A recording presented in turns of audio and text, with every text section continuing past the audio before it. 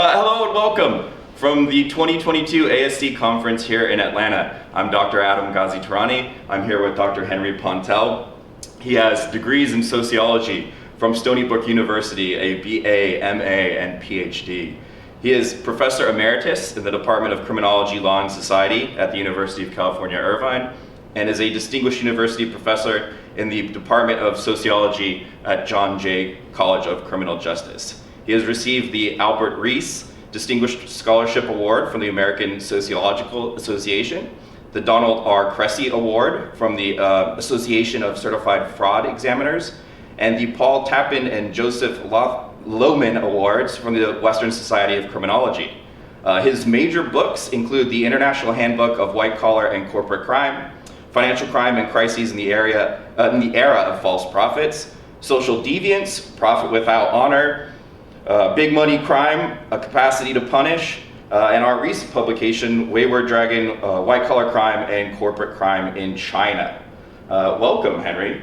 Thank you, Adam. Can you give us a little bit about your life before your academic pursuits? Sure. Well, I grew up in New York, as you'll see soon, if you haven't realized from my accent in the first few words. Grew up in Queens, New York. Went to Stony Brook, as you said. My life was pretty straightforward in terms of growing up in a middle-class neighborhood, mostly Irish and Italian immigrants, and attending public schools in New York. I decided that Stony Brook was a good choice to go to school, and it turned out to be fine. Not too far from home, and it was pretty typical life. I mean, I was a Boy Scout. I loved camping. I had hobbies. I played sports, did all that good stuff, and got to school, and it was quite a life-changing event when I got to Stony Brook. It just opened up a lot of doors. I had no particular major life events, I think, that were pushing me towards any particular field. I loved music. I played music. I'm a guitarist in a couple of bands. Later on, took that up some more as a professional musician when I was at Irvine. But yeah, my early life was, I had a nice family, 2 sisters. They, just a pretty normal family in that sense. Great. So, getting there, earning the BA, immediately deciding grad school is the thing for you, or kind of coming to that later in your studies? Yeah, it was pretty interesting. When I got to school, I was a good student. I was an honor student in high school, and had some ideas about maybe going into the health professions, okay. Something like that. Maybe not a doctor, but maybe someone like a doctor, either physical therapy or podiatry or optometry. I wasn't into the surgery and the blood and all that stuff, right. But I really did enjoy science. My first chemistry class took care of that dream. All I remember was I was doing everyone else's lab work and lab reports for them because they couldn't do them, but it was one of the hardest classes in the world, and so it just took me out of that. And my roommate at the time, who later became he was a high school buddy, we roomed together. He eventually became like a big administrator out on Long Island, school administrator. We were thinking about teaching, just becoming teachers and doing, we enjoyed school. And I took a sociology class with him, and I had no idea what sociology was. Then from that first class, which I took with a very famous professor, it was a big class, Eugene Weinstein, who's not with us anymore, but one of these wunderkinds who got his PhD when he was 21 from Northwestern and started the whole field of experimental sociology. And the stuff he was talking about, I could barely follow, but I tried. And I remember I got to see him in the class. I didn't do very well, but it was very enjoyable because he would come in and terrorize the students all the time. And we would all try to hide and wear very dull clothing so we weren't called on. But he kind of gave me a spark. I said, this could be really interesting stuff. And so from that, I took a couple of other classes. I took a race relations class with a person who became a mentor of mine. And that was superb. He was from Harvard, young guy in the protest movement, et cetera. And took another class in classical theory. I was really good in math and statistical stuff at that time. And it was just starting to grow into the social sciences before computers. One day I just decided to go in and say how much I enjoyed this professor's class, Mike Schwartz, who was on my dissertation committee, started network analysis, took me to a conference at Harvard when I was an undergraduate. He's just the nicest guy. I talk to him once in a while. He's living in Brooklyn now. I just went up and decided to talk to him. And another professor, the classical theory professor, was David Phillips, who was a Princeton grad, and he was a mathematical sociology guy. And so between the two of them, I just went in and said, I really enjoy this class. This is so interesting. And they really were appreciative of the fact that I had gone up and just, because I had nothing else to do. I was just in school. So I said, these two classes really hit me. Their teaching was so incredible. So I ended up not working directly with Michael, but we became very close, and I hung out with his group. I almost ended up doing my work on network analysis, and what was it? He was doing stuff then on corporate networks and things like that in terms of politics. And David's work was more basic theory and mathematical source, which I was good at. And David actually taught me information theory, basic programming, computers. I was punching cards and writing programs back in the dinosaur days with him, and we were writing some things together. They were just magnificent mentors. And so that's really was my entrance into the field, or my interest in the field anyway. And then I worked with other professors, Lewis and Rose Kozer, who were just giants in the field. I had great opportunities to work with them on independent studies and as a research assistant. Kurt and Gladys, gosh, I can't remember names now. Engel? Okay. Anyway, there were a number of professors I worked with there, but David and Michael were amongst the two. I still remember also my first advisor in sociology when I was an undergraduate. I think I was a sophomore at the time, and they just assigned us to people who would give us some advice in terms of our probable careers in sociology, what we would do with the degree. Sure.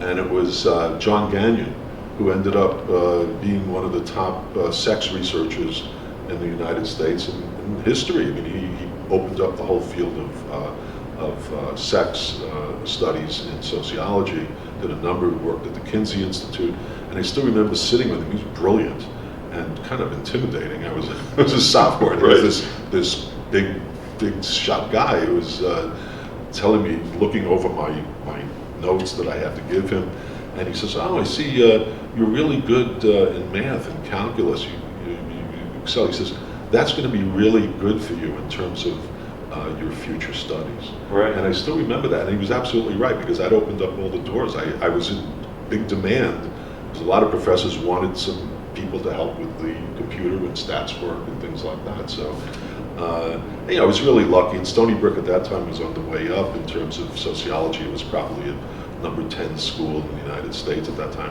They recruited a lot of really big names. Charles Perrault, who later was one of the biggest names in organizational theory. So I was being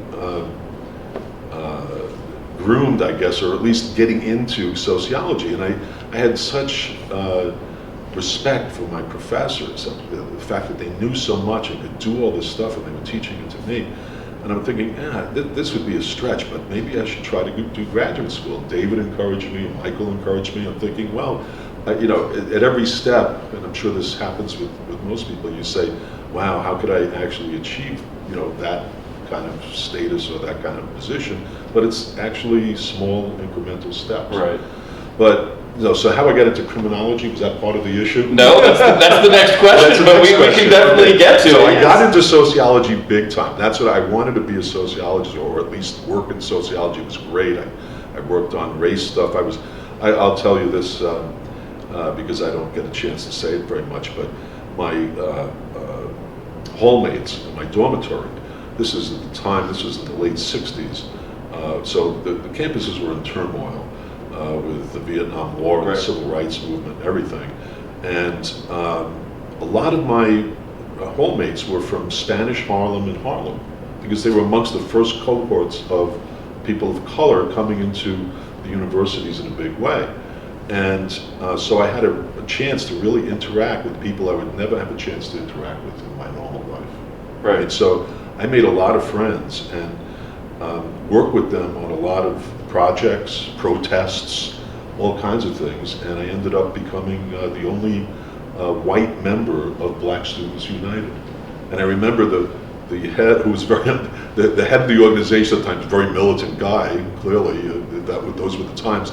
He gave me the card in private, and he says, "If you tell anyone that I gave this to you, I'm going to kill you." I said, "All right, I'm not going to say a word," but right. This is a long time ago. Yeah, so, yeah. But it was great. I mean, those were times I would never, change for anything. They were just definitely wonderful. Yeah. So would you consider yourself more a criminologist now through the work that you've done since, or are you still just a sociologist at heart who does criminological research? Yeah, that's the point with me. I do both, and I remember, I'll get into this a bit. I was working on a master's project that was my own. I was interested in sociology of knowledge, and I was into the quantitative methods, etc. And I was really interested in trying to show relationships about the quality of work. What makes something quality research in the social sciences and sociology. And Steve Cole, who was another mentor of sorts, I didn't work with him directly, I worked with him a little bit, but Steve Cole, his brother Jonathan, worked at Columbia. A lot of these guys were Columbia folks, and I had a couple of other folks who were Columbia grads, worked with Lazarsfeld, the guy who basically put together modern statistical methods for the social sciences. So I was working on this project with looking at the sociology of knowledge, but trying to quantify it, and I was really interested in that, Steve Cole's area. And working with some folks, I can't even remember some of their names, but some of the biggest mathematical sociologists in the department in the country. And they couldn't, we were trying to come up with the right algorithms and ways to measure. It was very difficult. They really appreciated the project, but it was a little too dense.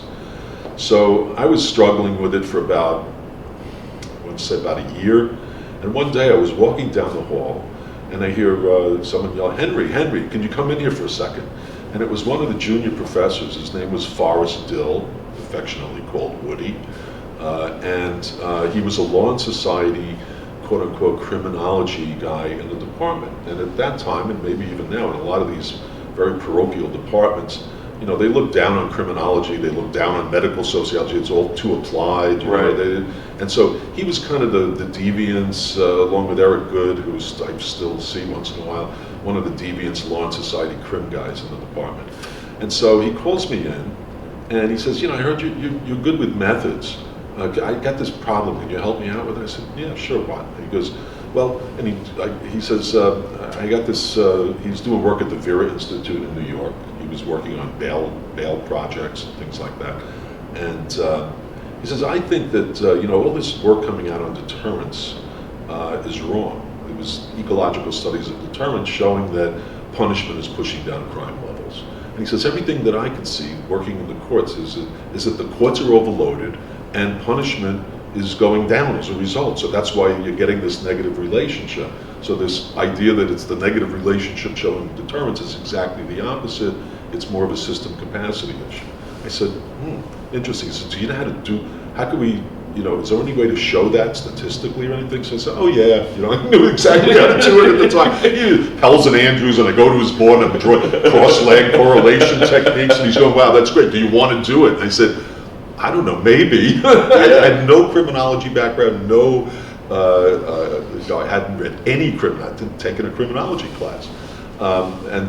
So I said, I don't know anything about this area. He says, I'll just give you the 3 articles. Read the 3 articles on this that were published by pretty famous, Charles Tittle and Jack Gibbs, and very famous people.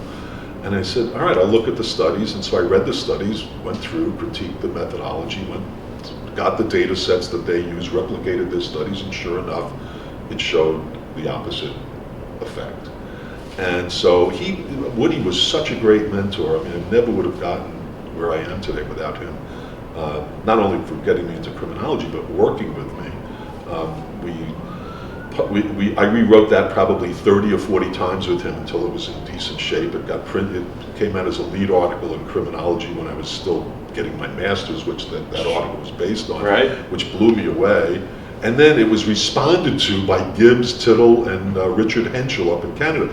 And they were critical, but kind of supportive. Henschel was supportive of Tittle because I ripped into Gibbs's work and ripped into Tittle's work. They ripped back. And I said, oh God, they criticized this thing. And Woody says, no, this is really good. Yeah. I said, why? He says, you want these big time people responding to your work. This shows it was important. Yeah. And ironically, or just maybe, not ironically, but just happenstance, I guess, the people that published that at the time, the editors of Criminology, were John Jay professors. Anyway, they loved the piece, and so that kind of set me off. I mean, I had a lead article in Criminology, which, again, wasn't given much status in sociology. Sure. But Woody also going back to the original point of the question, Woody told me something when I published that article in Criminology, which took me years to understand, because I couldn't get my arms around it. He says, look, whatever you do, you don't want to be a criminologist, you want to be a sociologist of crime and punishment. And I'm thinking to myself, what's the difference? What are you talking? And then it eventually sunk in that it's really, there are some differences, right, between considering yourself a sociologist of crime and punishment and a criminologist, which would apply more, which would imply more applied right work. In your brain, you'll frame questions differently, and you'll right. approach and search for answers right.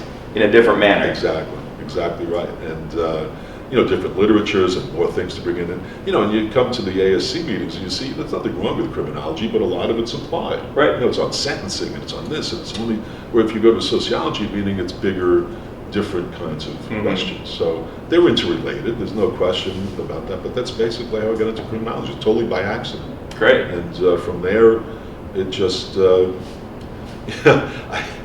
Well, I'll let you go on with the next question. Well, so it sounds like a lot of it was kind of these informal connections, the Woody shouting, hey, down the hall, and you were using computers at a point when they were new to academia, and it sounded like you had a skill set that was kind of in demand, and you just fortuitously... There weren't computers, there was one computer. Right, it was a giant building. Right. And you had card punch machines, which took up half of an office. These are the dinosaur days. And I remember sitting there for hours. I did so much of that work, but it was all hands-on. It was like you were a mechanic. It was like not only doing the thinking, you had to actually do the physical labor of punching cards, checking cards. It was all binary codes, and then I remember they had what they called the dummy terminals, which were looked like typewriters with fan paper, and you'd have to type up all of the programs that you were going to put into the cards, and of course put the data bunch that data into the rest. It all had to be transformed into binary codes and columns and whatever. And so, and then I remember I would do my programming of a correlation or of a partial correlation, or this is just at the edge of when regressions were coming to be, because they were you had to do so much handwork to do it. And there was no processors, nothing. I would do the programming on this fan paper for whatever David Phillips and I decided we needed to do. We were studying social boundaries and the strength of boundaries and doing information theory and coming up with these different algorithms. And so I would type up all of these formulas for different statistics. And then we would have to, after I did that, we would have to sit in his office, I remember doing this, and hand check every single line. There were probably 1,000 lines on just to go, before we even thought of punching it onto cards, and way before we actually brought it to the waste your resources. Center. Right, so we had to make sure that everything was right, and then once that was done, then everything had to be transformed into binary code.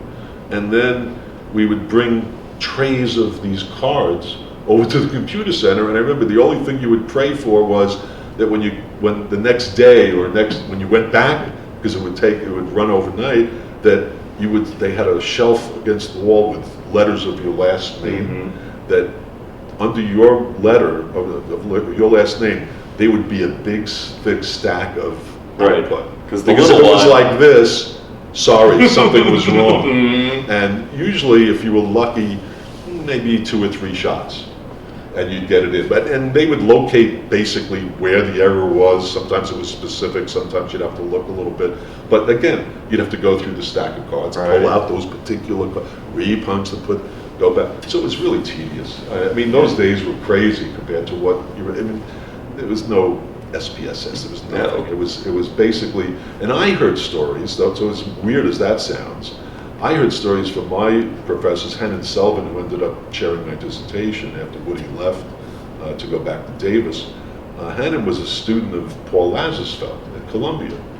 And he told me stories about how the labs there, when Lazarsfeld was working on elaboration analysis, which was the basis for all of our social statistics that they would bring in rooms full of students who would sit on adding machines with tape, and they would actually have to punch in put all these things down on tape, punch it all in, rip off the tape, bring it up to the front to the supervisor or the head, the chief RA or whatever, and they would have to check over all of the work.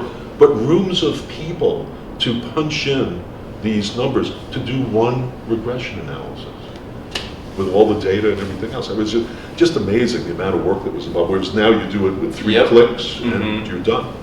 It's quite amazing how it's progressed. But it was a lot of fun. I remember I TA'd. Going back to my statistics days, so it was a long time ago. But Stony Brook was always, any place, they were always looking for a TA for statistics classes.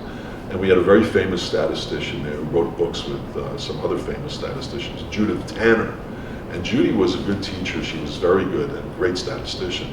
And so they said, my first semester as a graduate student, they said, can you TA graduate statistics?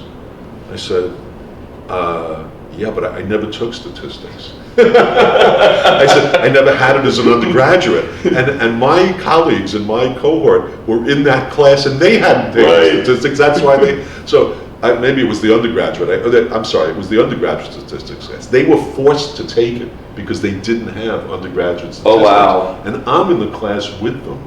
And I never had it either, but I'm teaching it to people with Judy.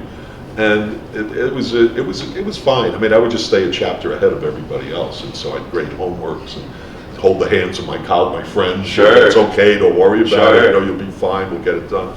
And they did. They got it done. But I helped her with the class too. She was a bit frustrated at times because the students in any statistics class don't really like the work. But again, going back to my experience with David Phillips, who I did take graduate statistics with later on. He was so meticulous and clear, he never even used a textbook. It was all on the board, all intuitive. It wasn't about memorizing anything. And even the people who were afraid of statistics appreciated it because they could follow. Sure. And he would go over it very slowly and show you every relation to why he was doing a certain thing. So it was pretty easy. And Judy was more like, well, I'm assuming you know it, and she would go through it fast and everyone would get confused. Mm-hmm. So I remember one day she almost broke down. She was very distressed about the reaction of the students. And I went in and I said, look, just try this. Go really slow. And every time you put another line of number, another formula on the board, look at the class and just say, is everybody with me? Are we on board? And she started doing that. And guess what? It worked. It was the David Phillips method that I was able to put into that class. And it was wonderful. I mean, everybody, because she slowed down, she realized she didn't have to get through it so fast. She didn't have to make the students feel uncomfortable. And she did what she was going to do. She just did it a little differently. Right. So, yeah, what was the question? About your informal training. That was a lot of it. I know. Let's a lot of it. Further, I guess, dig down. So, with your research agenda, let's go back. Sure, story. I got another story. Definitely. I know we're into stories. Yeah. This is a good story. So, Hennon Selvin was, when I was an undergraduate, he wrote a book with Travis Hershey, very famous criminologist. Met Travis, we became friends. He was friends with Woody. He taught up at Davis for a while with Ed Leonard and my advisor Woody Dillon, and Woody introduced me to him. And they wrote a book, Principles, let's see, the original book was called Delinquency Research. Okay. And it won the, what's the big award from social problems? The C. Wright Mills Award for the study of social problems, the best book. So when I took undergraduate methodology, Steve Cole used that book. And we literally had to know that book. Now, we weren't studying criminology, but it was a critique, a methodological critique of delinquency research and introduction. It's the start of what Trappist built his control theory. And Hannon wasn't a criminologist, but Hannon was the guy who was the statistics methodology guy. And we had to memorize that book. So Hannon, I became close to Hannon because he was such a wonderful, warm person. Unfortunately, he had glaucoma and he was going blind. So by the time Woody left, I was asked him to be on my committee because it was pretty heavy methodological issues involved with what I was doing, looking at path analysis and things like that with crime and punishment. I was continuing the deterrence work. And so he agreed. He was really gracious. And I remember going to sociology meetings with him and he had a guide dog because he was about 80–90% blind. And I had to do my dissertation and then put it on tape for him to listen to it, and respond to it on tape, and then have to retype. He was really a great writer and a great mentor. But I remember, I think it was my second year, they said, can you TA the graduate methods class with Hannon? And I said, sure. Now, Hannon can't use the board. So, some of this cohort was amazing. I mean, Woody Powell, who's at Stanford, was in my cohort. We were very close friends. But in the cohort after me was Doug McAdam, who became one of the biggest sociologists in the country. He's at Stanford also, collective movement, social behavior, wrote a book on the protest movement, what was it called, Freedom Summer, which won the C. Wright Mills Award. That was his dissertation. And I worked with Charles Perot and Woody and McAdam and I played basketball. We played on a graduate league basketball team, so that kept us together all the time. But I had to TA this class. Now, Doug was in the class. Another prominent person in that class was, and Doug was an okay student. I love Doug. He was fine. He did fine in the class, but he wasn't the top student. He's one of the top sociologists in the world right now, but wasn't one of the top students. Steve Barkin, who actually I just saw here, he comes to the meetings every year, wonderful colleague, great friend. He was a year behind me also. He was president of the Society for the Study of Social Problems and almost came to Irvine. It was very close. And they were in that class. Steve was the outlier. Steve is not a quantitative person at all. More political sociology, I don't think ever published a quantitative work in his life. Meanwhile, he was here in that class and everybody else was here. Wow. We used to, statistically, we had to call him statistically, you are the outlier. Yeah. Here's the mean cluster. Yeah. Cluster, there's a couple here, a couple below. You're like here. So Steve was fantastic, but I just remember in that class, I would periodically have to go and do the board work for Hannon because he wasn't able to. And so I'd be sitting there waiting to be called on. I'd have to sit in the front, and whenever he had to put something on the board of statistics or formula or names or whatever it was, and he would yell, Henry, the board, and I'd go, okay, and I'd just get up and I'd just write whatever he said. And now some of the time, it was an early class. It was an 8 o'clock in the morning class. And sometimes, like everybody else in the class, I was half asleep. And so, it was kind of fun because the students would kind of kick me once in a while. It's like, I'd be falling over and he'd be going, Henry, please put this on the board. And I wouldn't be moving. And, Steve or Doug or someone would yell, Pontell, get to it. And I said, oh, thank you. Get up and have to do that. But it was kind of wild. It was fun times. That was a good time. That was part of the experience. Have more stories we can hold on. No, I mean, I think part of the reason I appreciate academia is the levity and just joy that you have for it, and I now see where that comes from. Right? If you enjoy what you're doing, it's easy to pass that on to others. And you enjoy the people. Yeah. Great colleagues. I was really, again, a lot of this is, I want to say it's luck, but people make their own luck too. So you know, it was lucky that Woody called me in. It was lucky I had a good cohort. It was lucky that I went to a good school. It was lucky I met the people I met.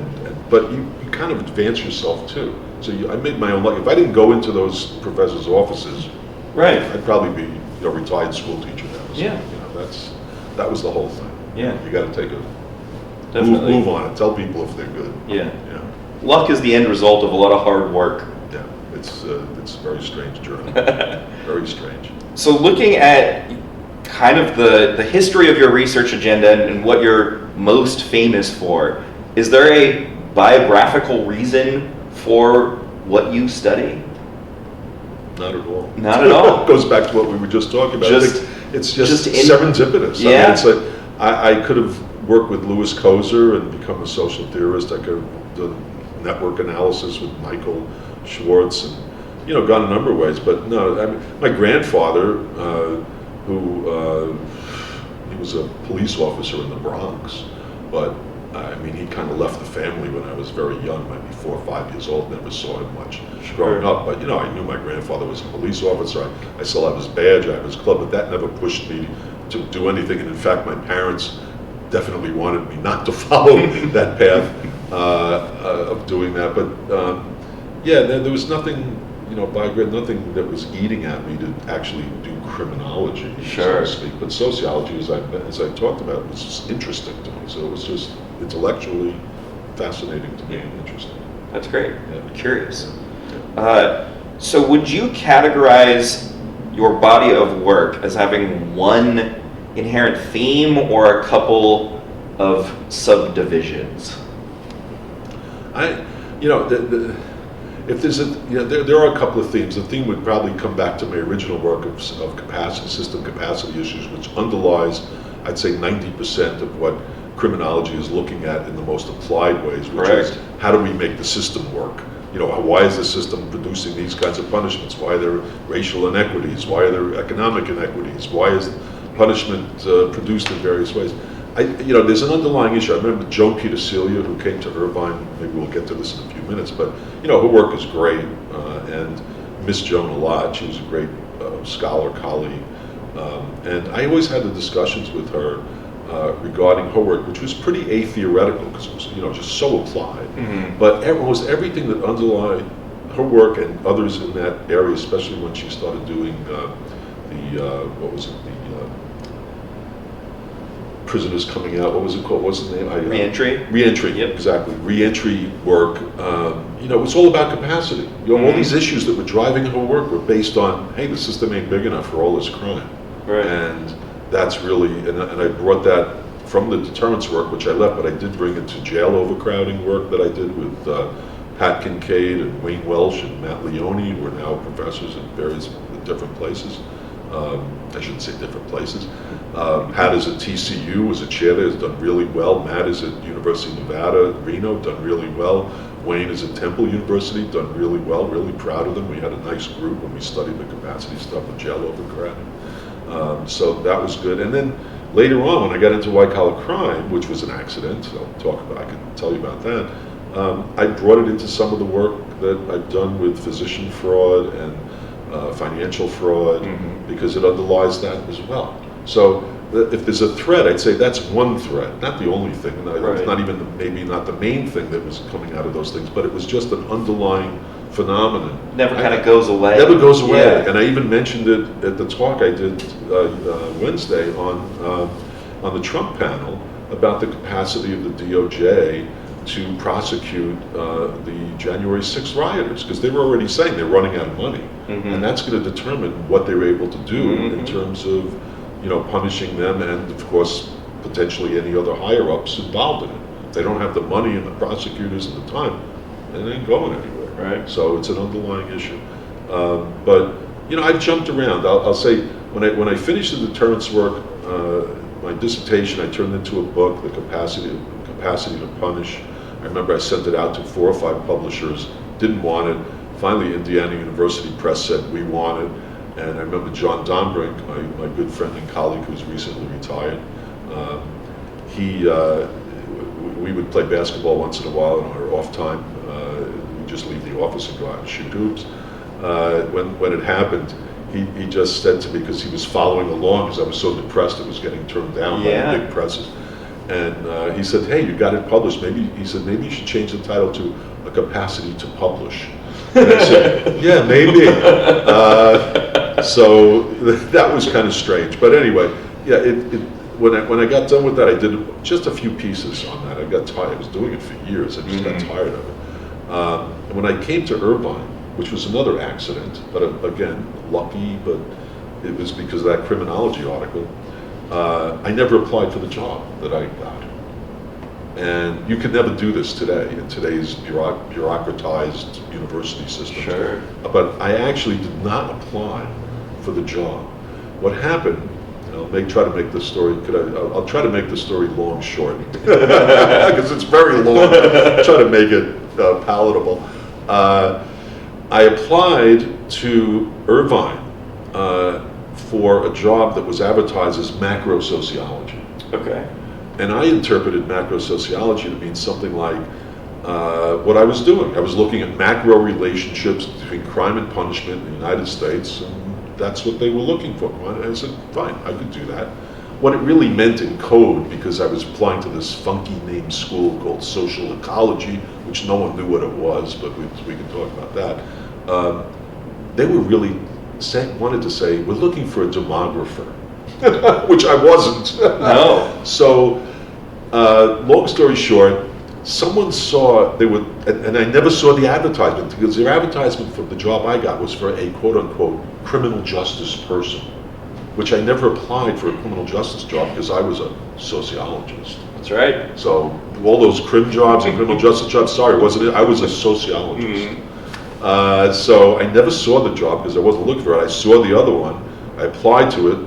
Someone who just passed away, a really nice guy, Tom Crawford, a psychologist that was teaching at Irvine at the time, was on the search committee of the other one, of the macro sociology. Right. He looked at my vita and said, criminology. He published in criminology, took my vita and put it in the other pile. So I got a call from Irvine after I had a couple of job offers, but nothing I really wanted to go to. But they're okay. One was back in New York, and I wouldn't have had to move. My wife was in law school at the time. It would have been very convenient. But I got a call, and Barbara White was her name. She was the administrative assistant in social ecology, this crazy program at the time. She says, hi, is this Henry Pontell? I said, yes. I said, well, we'd like to have you out to interview for the criminal justice position that you applied for. And I said, there must be some mistake. I didn't apply for a criminal justice position. She goes, yes, you did. So I'm on the phone arguing with this person. I'm thinking, why am I arguing? Yeah. I said, I applied. She said, yes, you did. Well, I think I maybe applied for a different position there, but I never saw a criminal justice position. She said, no, you applied for the criminal justice position. Would you like to come out for an interview? I said, I was confused. So I said, do I want a criminal justice? I said, University of California. I don't care if it was a position in anything. I would want to do the interview. So I finally said, fine. Because we got into this big thing. I said, well, she says, no, you did apply for it. I said, if you could please send me the letter saying I applied for the job. Because I have no recollection of this. It's impossible, but if you say I did it. So it was Tom Crawford, dear man, just passed recently, who put who I found out later on had taken my vita and put it in the other pile. So I ended up at Irvine as a quote-unquote criminal justice person and had the blessing of meeting up with Gilbert Geis, who was one of the world's top criminologists at the time, Paul Jesselo, who was his student at the time. And Peter Scharf, who was maybe one of the most brilliant academics that I've ever encountered anywhere, who was a Harvard grad, did stuff on democracy in prisons, came there, and because of political divisiveness, he didn't get tenure, which was incredible. But he was a good buddy, and I was just so fortunate to be thrust into that environment at the time. And Irvine was growing like Stony Brook. It was almost the same age, but because Pat Brown did such a great job with the UC system in California, we had resources.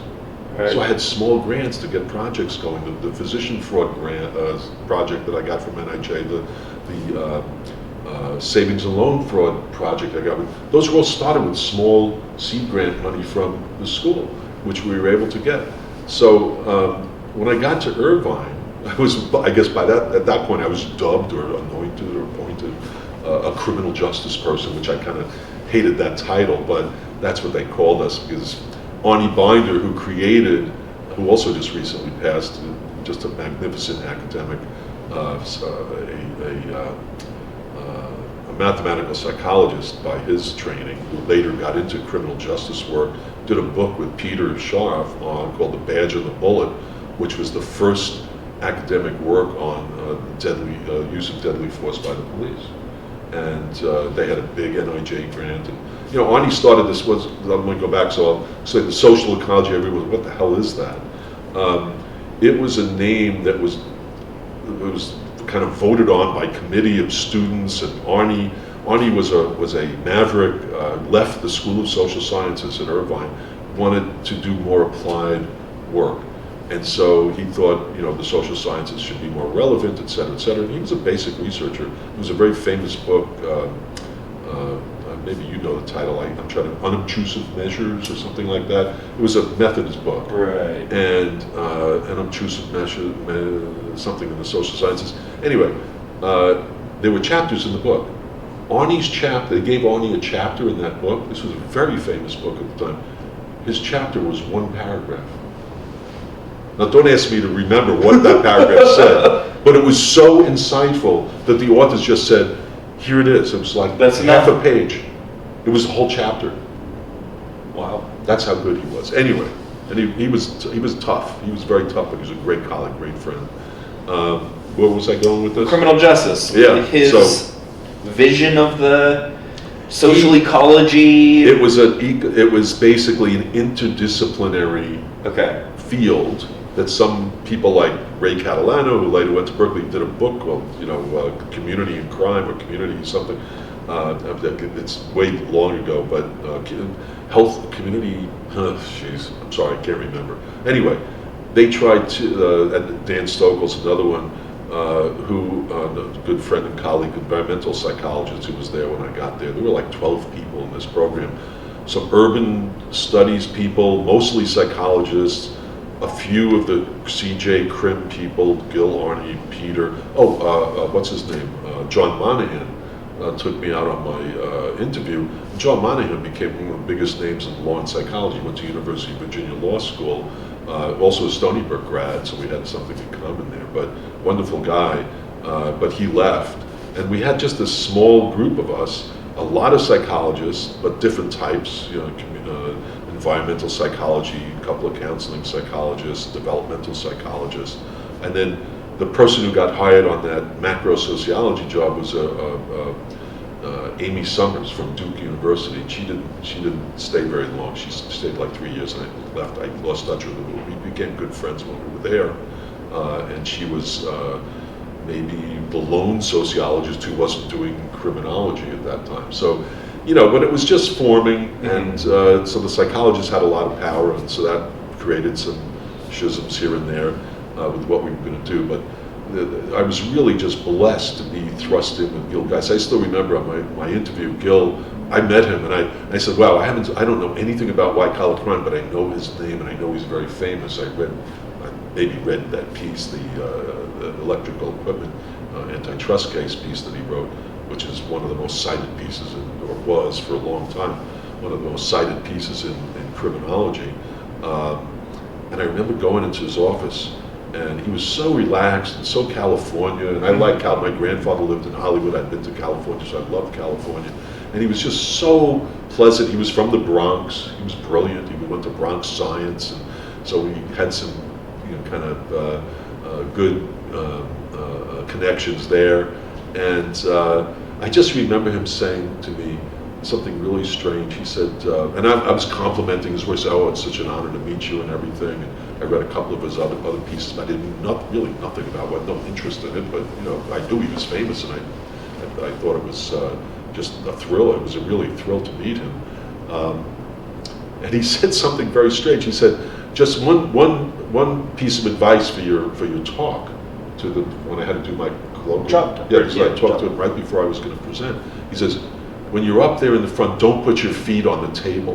And I'm thinking, I looked at him first, I thought it was a joke. He says, no, really, don't put your feet on the table. I'm thinking, did someone ever tell, why would I ever do that? Yeah. Right? And then I realized afterwards, he didn't tell me why, so I said, no problem. I just said, I won't do it. Fine, thanks for reminding me. I didn't know what this was about. Al Cohen had come out for a job. And Al Cohen was, just one of the biggest names in criminology. They invited him out, I think it was the previous year, and he was about to get the job. But in the middle of his talk, he was just very relaxed. He just sat there and put his feet up on the table, and the psychologist went berserk afterwards. They said, we'd never have this person in our department. And so that was the whole thing about putting the feet on the table. And as I found out, I said, Al really put his feet up on the table because he was so big. Yeah. He was like, just relax and then schmoozing, and so that's where that came from. But Gil was one of the sweetest, most brilliant, most well-loved criminologists of all time. Everybody liked him. And so I was just really, to have him become a mentor, and again, he became a mentor, and is this part of the question? Are we going there in terms of how I got could definitely go there, yeah. Okay, so, when I got there, I remember during my job talk, another interesting, what made me gravitate towards Gil and Paul Jeslow, who we also lost just a few years back, made it to almost 70 years old, being in a wheelchair for about 40, almost 50 years of his life, and became a full professor at Irvine, no less, where he got his degree, being able to accomplish what he accomplished, having those kinds of physical disabilities. Was just quite amazing. But I didn't know this, but so Paul, I got into the colloquium room, and there was like 12 or 15 people. I didn't know if they were sociologists, psychologists, who I'd only met a few people. And Paul wheels up next to me in his wheelchair and sits next to me, and I said, oh, hi, how are you? And I just didn't know if he was a faculty member, a student, whoever. I'm Paul Jeslow. Okay, hi, nice to meet you. Sat right next to me. So I was nervous. I'd only done one colloquium before at Northern Illinois University. So I was kind of green. I hadn't presented at conferences, etc. And this is before all the training they do with graduate students. You had to do it on your own. And so I had prepared about, 10 pages that I was going to read, because I was nervous and I had it exactly what I wanted to say, with numbers and everything else. There was no overheads, no PowerPoints, nothing. And so I started my presentation, and after I did not finish the first sentence, and Paul, who's sitting next to me, and I still don't know who this guy is, he stops me and asks me this question about what I just said, and I'm thinking, oh man, this is going to be a long colloquium. And he actually was a sentence ahead of me. He knew where it was going, but I was almost done with the first sentence about deterrence, and he was studying his dissertation was deterring automobile repair fraud. He did a field experiment under Gil's supervision, and so he was into the same literature I was into, and was presenting on this system capacity stuff. And so he stops me, what about da-da-da-da-da? And I just said, and I didn't know what to do other than freak out, and I just looked calmly and said, I'm getting to that in a second, like hold your horses, like whoever you are, just chill out. That's coming in the next 5 seconds, all right? Relax. And so he did, he was very nice, and I was calm about it. And I got through the sentence. By the time I got to, then I'm in the middle of the sentence that's answering his point, and Arnie Binder, who I don't know yet, because I hadn't had my interview with him yet, who I was going to dinner with that night, says from the back of the room, could you please not read this? And I just looked up for a second and said, no. And then I went back, and I figured, I could not read it, so could you please not read this? And I said, no, no, I will read this. And I think that resonated well with Arnie. I had no idea if that killed it, but I got a couple of giggles, but that was about it. And I read it, and it was decent enough, obviously, for them, and got through that part. But at that point, I remember Paul took me around, and we introduced ourselves formally afterwards. I also remember getting yelled at by Arnie Binder that night because I was late to his appointment, and we had dinner reservations at Laguna Beach at the Mexican restaurant that they had picked out because I liked Mexican food so much that Nixon always went to. And so we were going to be late because I was late because people were letting me out late. I can't run out of meetings. No, I'm yeah. a candidate. So he was yelling at me the whole time, but I think he was very nice though. We went down to Gil's house that night. I still remember Gil had this beautiful house overlooking the Pacific. It was in South Laguna, and as we were driving down, Arnie and his wife, I was in the back seat of the car, and we're driving down and the sun is setting over the ocean. I said, boy, they're really putting this out for me. They must really want me to come. And he said, isn't that beautiful? And I had to say, I've seen this a bunch of times. So I've been to California. I said, oh yes, it's magnificent. It's like it's the best, blah, blah, blah. And we got to Gil's house, and then I realized that Arnie had never been to Gil's house. And I'm thinking, these guys must be close, but it was the first time that Arnie, because we were all getting the tour at the same time, and Gil had been in the house for a number of years. His wife, Robley, was a former student of his, older than him. She was lovely too. We would celebrate some occasions with them all the time. We went out, had the meal, and I remember coming back to Stony Brook thinking, well, I hope it went well. I don't know who else they're interviewing. We'll see what happens. Going to California, my grandfather was reaching the end of his life, and I thought it'd be wonderful to be near my grandfather again, who I grew up with in New York, my father's father. And I remember it was at Woody Powell's house. We were having dinner. Woody Powell, the Stanford guy. And he had just gotten a job at Yale. And organizational management, whatever it was, organizations, because he worked with Charles Perrault also. And so he was set, but he really wanted to go to UC. Most of my colleagues at grad school from California wanted to get jobs at UC. And but he had a job at Yale already. I'm thinking, wow, this would be really cool. So I remember we were just about ready to eat, and I left a note with Irvine to say, wherever I am, I'm here today, so if you need to call. Sure enough, they called Woody's house. And Woody answered the phone in his bedroom and came out. I still remember he was dancing, going, "It's Irvine! It's Irvine!" I'm going, "Oh God!" Arnie Binder's on the phone. "Hi, this is Arnie Binder. We'd just like to offer you the position." And I'm going, "Would you accept it?" And I said, "Yes." And it would be, I'd have to sell a house, I'd have to move across it. Yes, my wife would have to transfer law schools. I said, "Yes, I'm good." And he says, they had been dissed by a couple of people. I won't mention names, but there were a couple of big time names who would diss them, and so they didn't want to have their time wasted. They wanted me to commit, and it wasn't like twisting my arm. I was like, yeah, I think I'd really like to come. And it was not the way it is now. It was much more, it was undeveloped, but it was a new campus, and just a great opportunity, and it was UC. And so that was the deal. So Paul, going back to Paul, who was working with Gil, he befriended me. We were the same age. He played a lot of basketball also before he was injured. It was a car crash that broke his back, and we became good buddies. And one day Paul said to me, and one thing I didn't mention before I left Stony Brook. Let me go back. Let me wind back a little bit.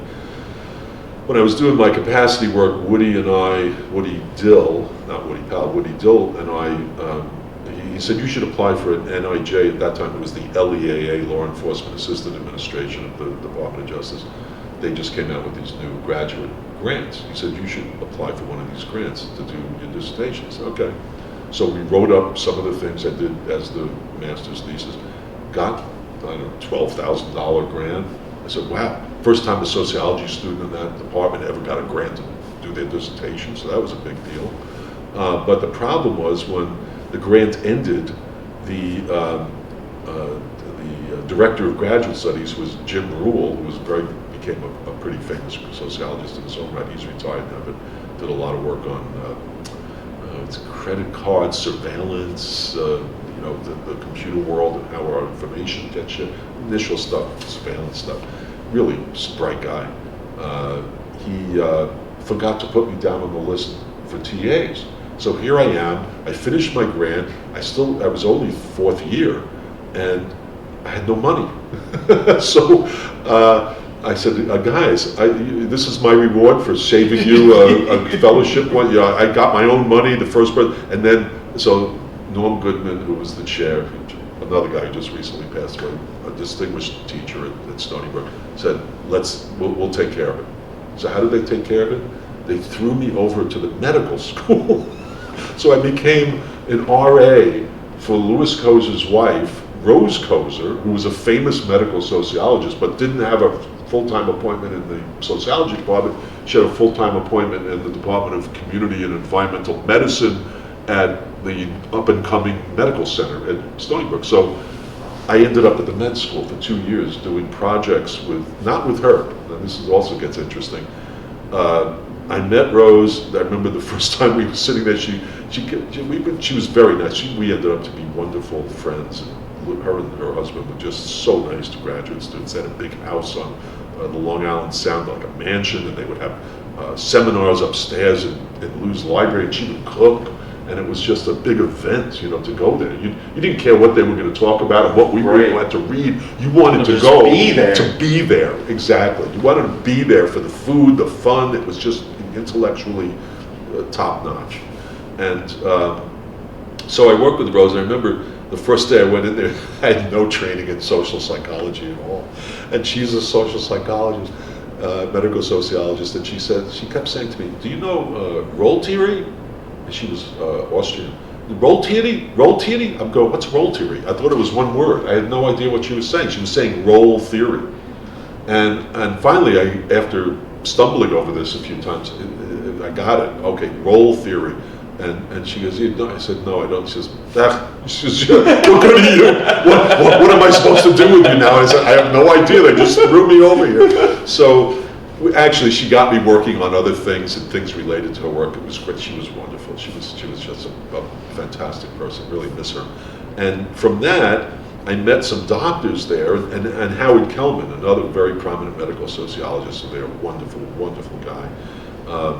They brought me over from that. After I finished that project, they said, well, we have a position for a research associate, and you can work with some doctors, and they're doing stuff on emergency medical services delivery. Tamara Thiolis became a mentor of mine also. She was the first, if not the first, one of the first female deans, associate deans of a medical school in the United States. She's a very prominent doctor. She was the first woman rear admiral in the U.S. Navy. She did malaria research in World War II and served in the military. And she was a powerhouse. She was the only woman on the faculty of that department. When she came down the hall, nobody dissed her. You talk about women's rights, et cetera, et cetera. Oh, the men would run, in a faculty meeting. So, you wouldn't even take her on. She was she was that good, right? She was that, and then Rose too. They didn't take anything from the men. It was all male-dominated stuff, and they would just don't even bother us with that. We'll step on you, and they did. Right. And so she was wonderful to work with. She was also on the National Academy of Sciences panel that started the 911 system in the United States. That's how much she was into EMS research. So I got to do research in med school. The reason I'm saying all this is I had to learn medical sociology at that point to get into this stuff. So here I am I'm still writing my dissertation, which now had to be put on hold a bit because I'm working, and it was actually a really good job, paid great, much more money than a graduate student was making in sociology, TAing a class, and I'm getting this extra experience.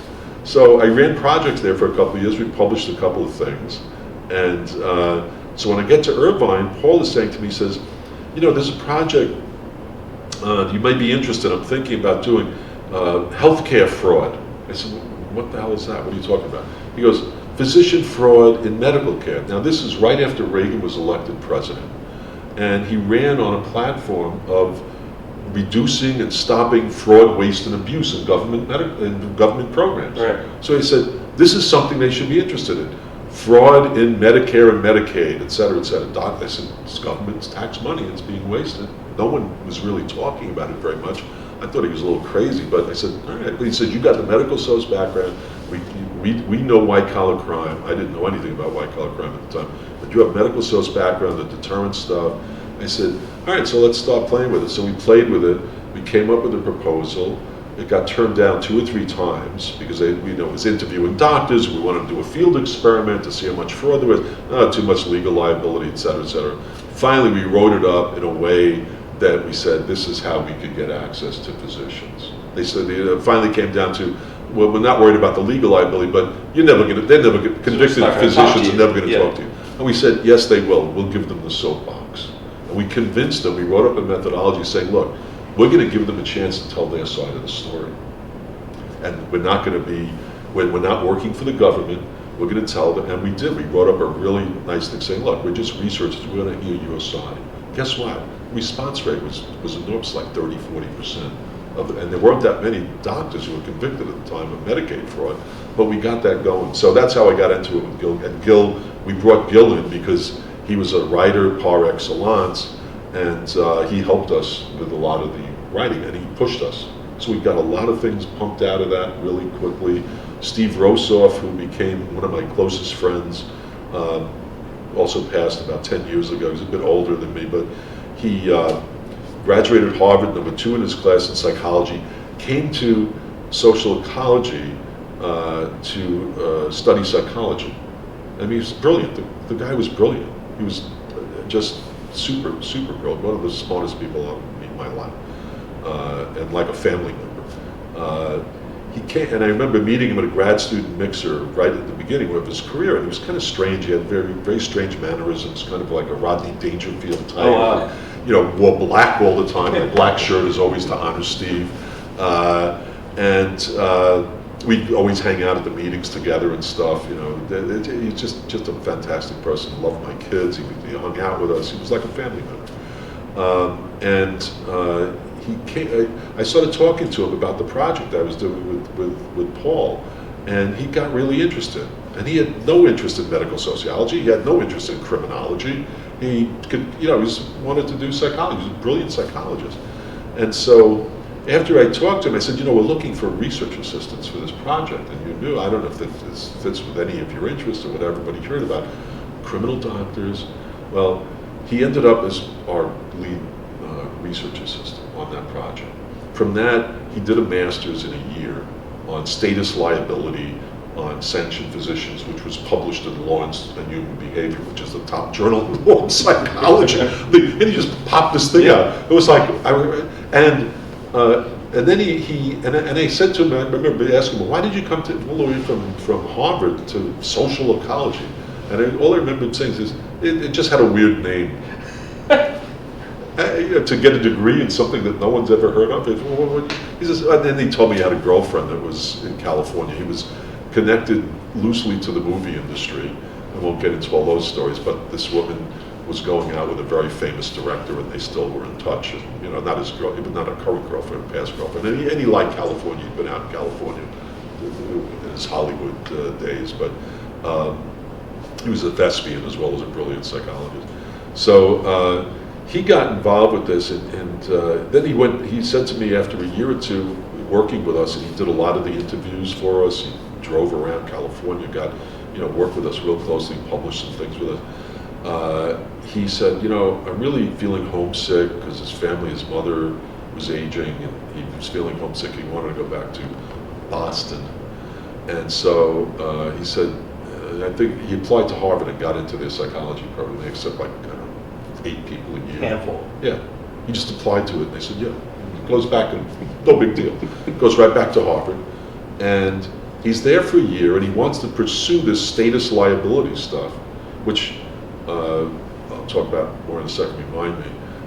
And he can't find an advice. He had all these famous professors who are saying, well, it's really interesting, but they couldn't really help him with it. They didn't do that kind of work. It was all cognitive stuff and whatever. And so he calls me up like in spring of that year. He's back there for when he has to redo all his classes again because they won't accept any, it's Harvard, they have to do their own thing. He has to redo all the intro stuff. He calls me up and he says, would it be all right if I came back to finish my PhD at Irvine? And I think I was graduate director at that time in the program. I'm going, are you kidding? would it be embarrassing? Would it be all right? I said, embarrassing? Wait a minute. Harvard, UCI, Harvard, UCI. I think it would be fine. Yeah. And so he came back, and he wrote his dissertation in record time. No one's ever written a dissertation. So get this, 2 years at Irvine, 1 year back at Harvard, which produced nothing except him having to take classes. Comes back to Irvine and finishes his entire dissertation that year. And on the first page of his dissertation, and he didn't know this, on the first page of his dissertation, the first citation, after like 3 sentences down, I went back and looked at it a few years back, and I nearly fell over. He cites the first article of my advisor, Woody Dill, who got me into criminology, because Woody's first piece was a piece in sociometry on status liability. It was a basic research piece on, and he was using that. And I'm going, oh my God, there's his name right there, the first citation on the first page. And he didn't do that, he didn't know. I told him afterwards, and he was freaked out. I said, that was my advisor. Yeah. So, anyway. Small world. Small world. So Paul and I, we got this, so I'll go back to the medical fraud stuff. So Steve worked on it, Connie Keenan, Chris Brown. We had we pumped out probably for, I think it was an $80,000 grant, we pumped out 10, 12 pieces, Journal of the American Medical Association, Social Problems, Law and Policy, chapters, God, I can't remember all the pieces, but there were a bunch. And then a University of California Press book, Prescription for Profit. So I'm thinking, at that point, I'm going really into the healthcare fraud stuff. This is really interesting to me. Just going, wow, that was easy. This was really fun. Plus, no one was doing it. And it was field work, and it was exciting and, valuable to society. And you felt you were helping people because you're saving money and you're making sure people aren't injured from unnecessary surgeries and whatever, and working with the cops and, all that. So it was a lot of fun. But I also thought, from a professional standpoint, that this would be a great area simply because I could do my own thing with this for as long as I want, and no one will really pay much attention to it. Sure. And we'd own the area. It's like, great, I found a niche. This is great, because I found a niche. And I remember, so we were the first ones to be doing that. And then it developed. I mean, even the feds weren't looking into it much at that time. This is mid-'80s. It didn't get big until they caught on to it probably 1990-ish or so, and that was when the FBI and these other agencies went big time on healthcare fraud because it was big bucks. Right. It was a lot of money. They had no one working on it when we were doing the research. It was Health and Human Services had more investigators doing that than the FBI did. The FBI had no interest in it. So I just thought of it, this is great. I could be doing healthcare fraud and be ignored by everybody and have a good, solid, Right. research career. This would be fun. I wouldn't be competing with anybody, and then of course from that experience, did that for a number of years, and then I went back to the capacity stuff when Pat Kincaid, Matt Leone, and Wayne Welsh came along, and they also came to study psychology, and pulled them together and said, hey, you guys doing anything? I got some work. And they go, well, let's talk about it. And we talked about it, we created a group, and we pumped out a bunch of stuff on jail overcrowding issues in California. And then, so I was in the white collar crime area, capacity stuff, basically incarceration. And then right around that time, the late 80s, the savings and loan crisis was coming to a head. And so this dragged me back into white collar crime area. And this was really strange because there was a book written called, I think it was called Inside Job, if I remember, by Paul Morello, and he was a reporter, and a couple of other reporters. And it was about the beginnings of, or the inklings of a scandal with the savings and loans. They were tracking a couple of these savings and loans that went from mom and pop operations to these gigantic billion-dollar, hundreds of millions of dollars in investments and deposits. And so Kitty Calavita, who was, just a first-rate star in Law and Society, had her foot in criminology as well. She read that book too. And we had a common graduate student, Susan Will, who talked to both of us and said to me, hey, things you're saying about this is very similar to what Kitty's saying. And she went to Kitty and said, the things you're saying about this is very similar to what Henry's saying. maybe you should get together on this. Right. So I talked with Kitty, because we were working in different areas. She was doing immigration stuff and did some stuff on occupational health and safety. I brought her to the department. She was the first woman member of our criminology faculty, and she was just remarkable. You know, she's just a remarkable teacher, scholar, person, and we started collaborating on this. And we wrote the grant to study the savings and loan crisis before the Justice Department put out any solicitation on this whatsoever. So this was kind of strange. I remember this. So Kitty and I had this grant sitting there, and we also wrote an op-ed about this is what's going to happen. Right. And the Justice Department was like, it was all political. It was like George Bush administration, no, not doing all. And you know, this is the leftovers from the Reagan years. Mm-hmm. This is what he created, that we talk about all this in the book and our articles. So we wrote an op-ed, and the op-ed was basically saying, this isn't just about Charles Keating and this one SNL, it's not about this one over there. This is huge across the whole country, and it's a structural problem. This is going to blow big. Now, I come home from work one day, I still remember the hat, I was wearing this hat. My kids, my wife's there with the kids, my children are small. First thing I did was I came home, had my briefcase, pushed on the TV to see what the news was. And this is about a week after we sent out this op-ed that nobody wanted to print. It got turned down at the Times, LA, New York. I don't know, we'd sent to 3 or 4 places, all right, forget it, nobody wants this. I get home, and I turn on the television, and this was almost a surreal experience. There's a press conference with the Attorney General of the United States, Richard Thornburg, I think it was, whoever Bush's guy was, I think it was Thornburg. Somebody, maybe it wasn't Thornburg, whoever it was, I can't remember the name right now. And he's doing a talk, and he's announcing that there's going to be a crisis with the savings and loan industry. Now, okay, good, but then I'm listening to his speech, and his speech is almost word for word from our op-ed. And I'm thinking, this isn't just the same idea. No, that's exactly what we wrote. That's almost half the sentence. That's this. So the only way I can make sense of it, first I thought I was hallucinating. And I called Kitty right away. I said, someone sent, you know, whatever the newspaper reporters had this, someone sent it to them, because it was so, we were going, this could be a crisis. Someone sent it to DOJ. So these professors crazy or what? It's the only way this could have happened. Yeah, there's no. We didn't send it to DOJ. Right. And it wasn't me imagining, oh yeah, he's saying kind of the same thing. No, he was saying the exact words that we put into this. And the timing was such that, So if someone published this before you said this, then you're going to look really bad. So you better. So in a way, the op-ed, even though it was never published, actually helped create DOJ policy at that point, and push them to announce it. Because I have no other explanation. I'm not trying to self-aggrandize or anything. It wasn't a coincidence. Yeah, you know, that's not an accident. It's not an accident. You know, and the words were exact. He was basically reading our op-ed. Well, like half of it was. Right.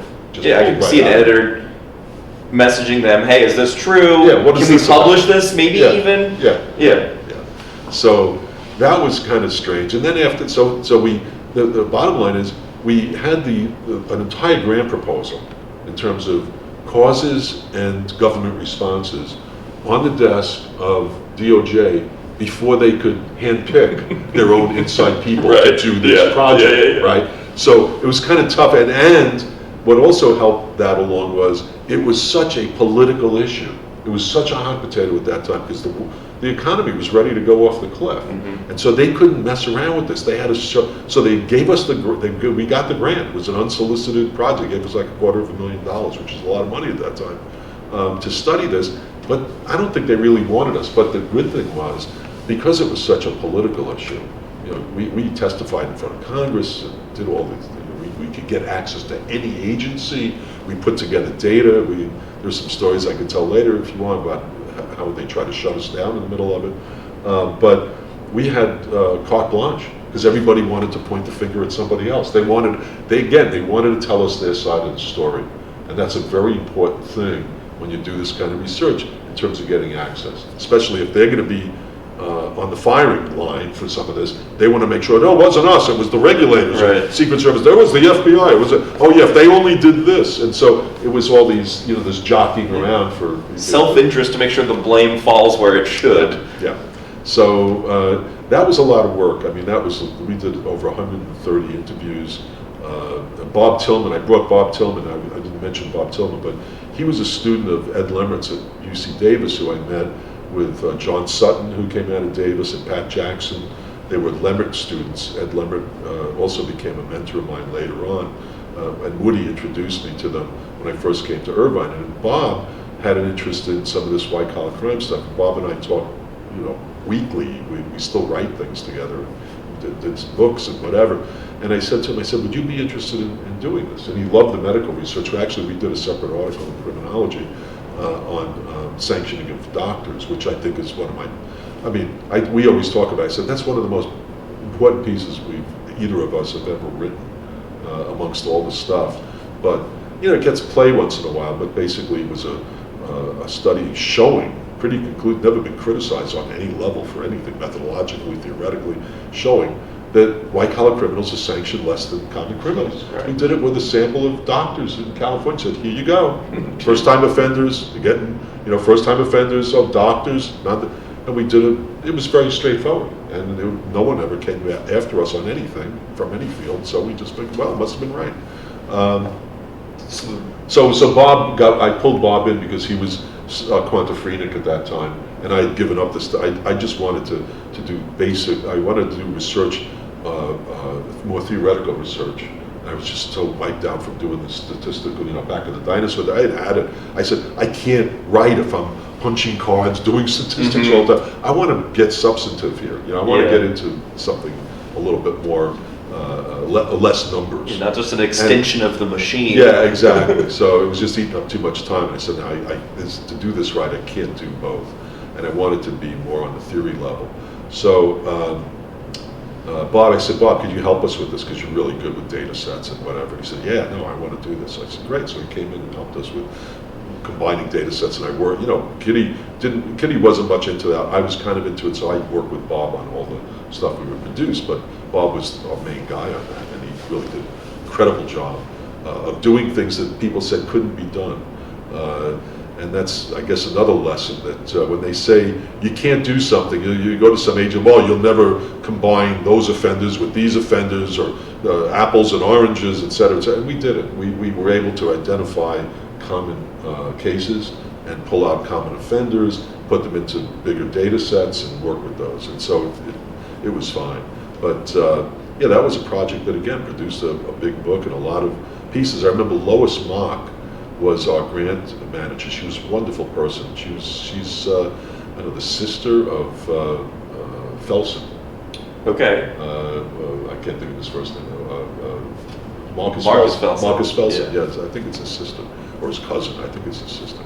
And she was just marvelous. I remember going to Washington, we go to lunch or have a dinner, and we talk about the research, and she, I think she was on both of our, the physician fraud and the savings and loan stuff. And I told her, I said, Lois, we just did a book. We're doing a UC Press book. I mean, how many UC Press books come out of a grant that's not gigantic, and it's an NIJ thing. You should be. She goes, we don't really care about that. They don't care. They want an NIJ report. It's something that has to be political. We don't care about the scholarly attention and the prestigious book. They could care less. She said, and she would always laugh, and we'd always carry on about it. And I said, yeah, that's you guys. It's like I get it.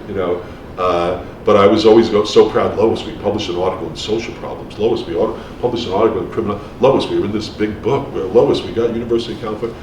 She goes, can you do an NIJ report? I go, yeah, we could do that too. So it was a lot of fun. That was a very big project. And then from there, Rosoff and I, Steve Rosoff, when he left Irvine, got a job at University of Houston. And I got a call from Prentice Hall, now Pearson, whether I could do a white-collar crime book. Like a text, and I'm thinking, yeah, that would be fun, but I got other projects I'm working on. was it the corporate and accounting scandals, were just happening around 2000-ish with Enron and all that. And, it was just still doing the savings and loan aftermath and blah, blah. And I was getting into fraud and financial crises now, because that's one thing I was interested in, the role of fraud. That was a big political debate still. And so I called Steve. I said, would you be interested in doing a book?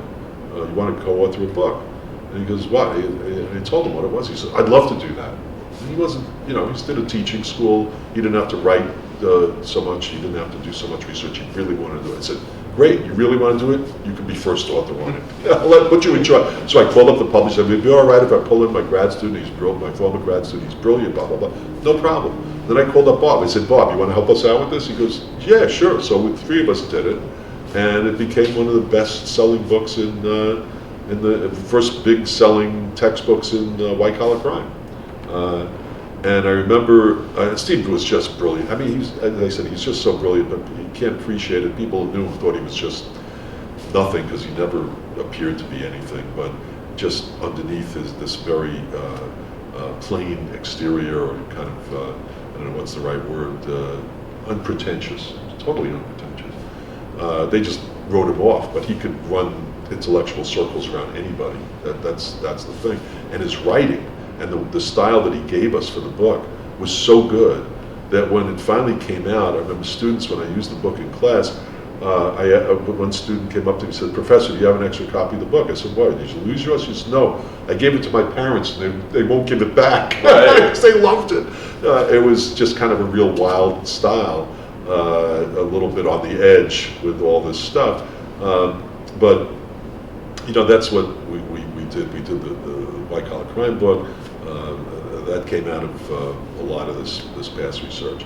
So I don't know, where were we? Well, so that was probably 18 questions. It was so many questions. So you've listed work with Gil, Paul, Kitty, Bob. Yeah, right. So what are you most proud of? I mean, you kind of mentioned, we maybe had a hand in some investigation, right? So what?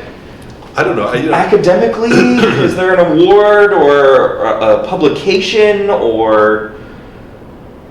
No, I just kind of look at it as a journey, really. It's a tough question. I don't.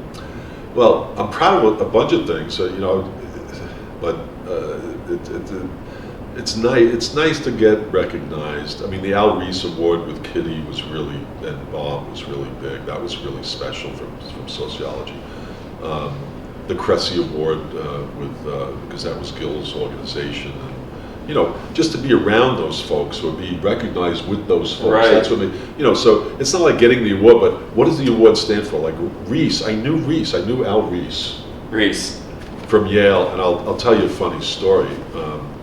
When Woody Powell, my buddy in grad school, went up to Yale, he invited me up. I had just gotten to Irvine, just met Gil, and he said, come out to Yale. I'll introduce you to Stanton Wheeler, who was at the law school. He did the first white-collar crime class in the law school in the United States, sociologist, great guy. And you can meet Al Reese. I'm going, Al Reese? The guy's so big. He had a building to himself at Yale. He was the William Graham Sumner Professor of Sociology. He was the only professor in the United States who was a criminologist by trade, who had an endowed chair. And it was at an Ivy League school, no less, but it was like, this guy's a criminologist. He was a sociologist, but criminology was his former ASC president. And so I said, sure, let me think about it. So I get out there, and Diane Vaughn, who ends up at Boston University, Ohio State grad, did stuff, the Challenger book, which is very famous. She was a postdoc then, and I met her. I met Peter Yeager, who was a student of Marshall Clinard. They just finished that. Just when I was there, their book came out, Corporate Crime. And I remember sitting in Peter's office with him, and I said, "That's amazing. It's a big thing." But and he just started there as an assistant professor. So I got there, and Diane said, "Do you want to go to Stanton Wheeler's white-collar crime class?" I said, "At the law school." I said, "Yeah, sure. It's the first day of class." I said, "Yeah, let's go." So we went over to Wheeler has never met Wheeler, hadn't met Reese. Remind me of the Reese story. That's Sure. what this is about. But I got to Stan Wheeler comes in. We're sitting in this beautiful seminar room, stained glass windows. It's like just gorgeous. It's a school. And I'm sitting there going, wow, this does not look like Stony Brook or Irvine, but this is quite remarkable. And just met Diana, so we were chatting. And Stan Wheeler comes in the room. He sits down next to me. He doesn't know who I am. He didn't even know. Maybe he knew I was coming. Maybe he didn't. I don't think he knew. And he introduces himself. And the first day, the students were all sitting there in their nice clothes, and the first year law students, 20 of them. And he says, "Well, I want to welcome you to class. This is white collar crime. Stan Wheeler, blah blah blah." And I said, "I just want to start by saying one thing." He says, and we're going to talk about this during the class. He says, "The only reason that we're all here today is because of Gilbert Geis." And I'm sitting there going, "Oh my God." I know this guy. I know him. But he didn't know who I was. He didn't know. I mean, afterwards I said, he says, "Who are you?" He said, "Oh, I'm Henry Pontell. I'm at Irvine. What you said about Gil was really nice." He goes, oh yeah, that's great. It's like totally out of the blue. Right. And I'm sitting there, I'm just trying to hold it together because I'm going, wow, that is absolutely powerful. The reason he said that, of course, was because of Gil's 1967 piece on the 1961 heavy electrical equipment antitrust cases. That was what brought white collar crime back. That Right. and Watergate, but Yeah. it was that was the piece after Sutherland's initial, Right, it faded for 20 yeah, years. after the book, Yeah. which was 1949. 49. Yeah. 39 was the Speech. presidential Yep. address, and then 49 was the book, and no one really did much with it. So then Yeah. when Gil revitalized. So, and when Gil passed away, I used that line in a lot of in some of the things I wrote about him. Afterwards, I quoted Wheeler because I just was amazed that was the thing. So, going back to the Yale visit, and this was the Al Reese story, who actually I found out, won't say who told me, but I found out that Reese had actually written for my tenure case at Irvine. And I'm thinking, afterwards, after I got tenure, I'm thinking, I found out about this, and I said, "You asked Al Reese?" I didn't know Al Reese very much at all, except I knew Al Reese was here, Sure. where most criminologists were here. Even Gil said to me, he is the most brilliant criminologist he ever met. I mean, he had so much respect for Reese, Right. kind of a character in a lot of ways. And I got along with him great, but a lot of people didn't. But he was here intellectually, and I'm thinking, this guy couldn't write and he, not the kind of guy you go, oh, he's going to be writing a friendly letter, and they just thought I had enough in my file that Reese, and if I got and because of the political divisions, that if Reese came through because it was solid, they couldn't come after me at all from the other side, and I'd be safe, and so it worked.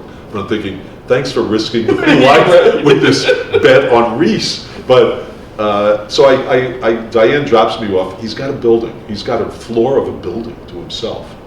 And I go up, and I remember going into his office, and he has a secretary, an big outer office, and an inner office.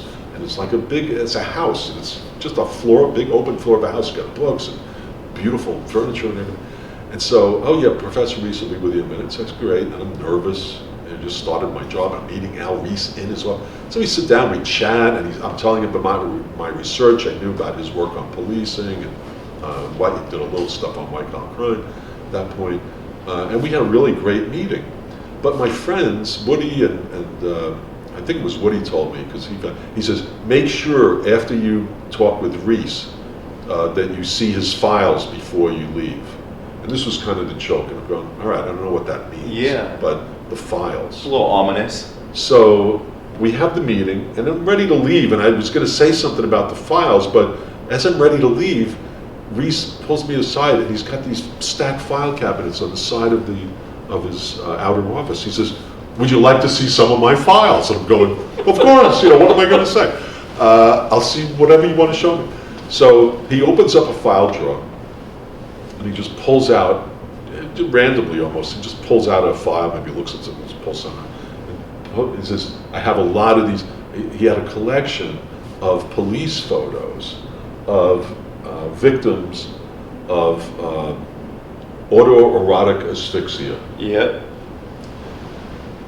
he was an expert on autoerotic asphyxia, which, if you don't know what that means, I will let you look it up. Because if I start talking about it, I won't. And anyway. You can piece it out with the... Yeah, you can piece it out. And what was his name? The actor who died? Oh, yeah. Carradine. Carradine, Yeah. exactly, yeah. Look up Carradine and see how he died. So he had files of police photos of this, and he studied, deviance. He was a deviance theorist. Yeah. He owned this area. So that was the joke. He had file cabinets full of police photos of various cases Wow. of autoerotic asphyxia. And I looked at one picture and I said, "Oh, that's very interesting. Thank you very much. It's been wonderful meeting you. Yeah. And I hope we meet again soon."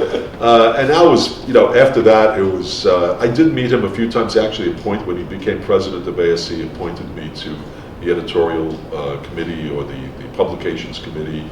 I did, I actually, also fortuitously, when he was president, he introduced me to, we had drinks at San Antonio, wherever, I think it was an ASA meeting, with a Japanese scholar who got his PhD at Yale. Now I'm blanking on his name, but became one of the most famous criminologists, law and society scholars in Japan. I can't think of the name right now, but it'll come to me. Setsuo Miyazawa, I think. Okay. Yeah, pretty sure that's his name. Setsuo is the first name. I got it. And also, small world. Setsuo's dissertation was published by SUNY Press. SUNY Albany published his dissertations on policing, Japanese policing, and Al Reese was his advisor. Gil Geis was the editor, was the series editor, or one of the major editors up at SUNY at the time, and rewrote. I mean, Gil was incredible. People who know Gil Geis know this about him. He was one of the best editors and writers in social science, period. Because Setsuma's English was a little off here and there, and I guess Reese, edited as much as they could, but Gil just wrote it, same ideas, but just changed the language, reorganized a little bit, gave him back like this totally beautifully edited version of his manuscript. The book won some major award. I'm thinking, well, that's what you get with working with Gil Geis. Yeah. I mean, this was, and later on, I remember when Setsuo he went back to Japan, I worked in Japan a few times, met Setsuo there. I did lectures for him. He actually translated my lectures for me. Just a wonderful, wonderful person. But I met him through Al Reese. That was the connection. Wow. Yeah, when he was a grad student with Al Reese. So it was. Anyway, that's the Al Reese story I wanted to. I had to get into That's crazy. Yeah. That is a crazy story. Yeah. Well, it was crazy for sure. So so talking about what things I take pride in and what I'm most proud of. Bottom line, the awards are fun and they're not. It's wonderful to get recognized and everything, but I'm most proud of a couple of things. Being able to work with the people I work with. I'm proud that I had such great collaborations with these people, and they were so wonderful, and I never would have accomplished this without these collaborations. These were interdisciplinary projects, more or less. This wasn't just straight crim, straight SOS, or economics, law, all these different areas. And so using quantitative, qualitative, historical, it's to do all that as one thing. No one can do that on their own. Yeah. So having that interdisciplinary environment to work in was and be rewarded for was just wonderful. And so I'm proud of the people I work with, and also my students. I had an opportunity to mentor so many students. You're one of them who've done really well. Thank you. And who have just gone on to have great careers. I'm really proud of it. I mean, I'll tell you just a short related story. My daughter is a court manager in Orange County. She was a paralegal. She didn't want to become a lawyer. She wanted to do what she did. So she runs a couple of offices at the Superior Court.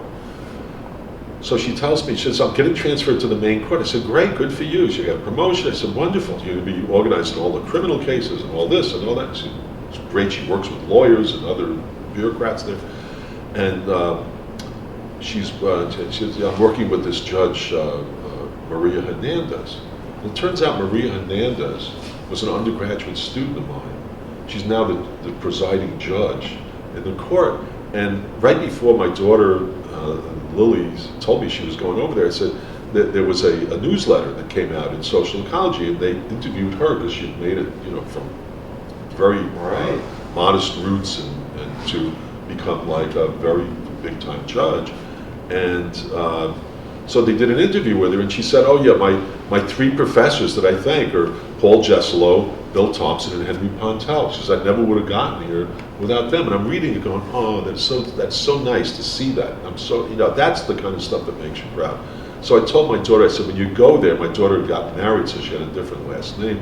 I said, make sure you meet Judge Hernandez. This is before she became presiding judge. She was just in charge of juvenile court. Sure. So Lily introduces herself. The judge just dropped everything, grabbed her like it was her daughter and gave her a hug. Yeah. It's like, my daughter told me the story. I'm almost breaking down now. It was so sweet. So, so she works with one of my former students. That's absolutely amazing. Yeah. I think for me, in relation to this, I first met you when I was a master's student at Long Beach, wanting to go to Irvine, and just cold emailed you, how do I do this? And you had no responsibility to reply to me. I'm just some schmuck. But you wrote a wonderful email. It was pages of advice and talk to this person, read this book, and I mean, a couple of years later, we meet in person, and we've now published, I don't even know, 10 things together probably? Bunch of yeah, so, I echo what the judge has said, and I thank you for everything that you've done for the field. No, I appreciate what you're saying, but let me be perfectly honest. Of course. With you. I was just trying to get that email done with so I didn't have to deal with any more. Who is this guy who keeps writing to me? He wants to know, I don't know you want to know this, I wanted to, I said, after I saw the emails flying in, I figured, let me just answer all this and get it out of my hair. Done. But I said, if this guy is so interested in this and wants it, this is a person, and you proved it, who is meticulous, who breaks it down, who is serious. And I said, yeah, you want to come here, this is what you got to do. And you hit on all the notes that you had to do. And that's why I was writing back those messages. You weren't just some goofball kid you were asking that you were really showing that you were committed to doing this and doing it right. And you wanted to, and I figured, hey, I have all the time in the world for anybody who wants to do that. Sure. That this is how I got there. And so, thank you. My pleasure. Thank you.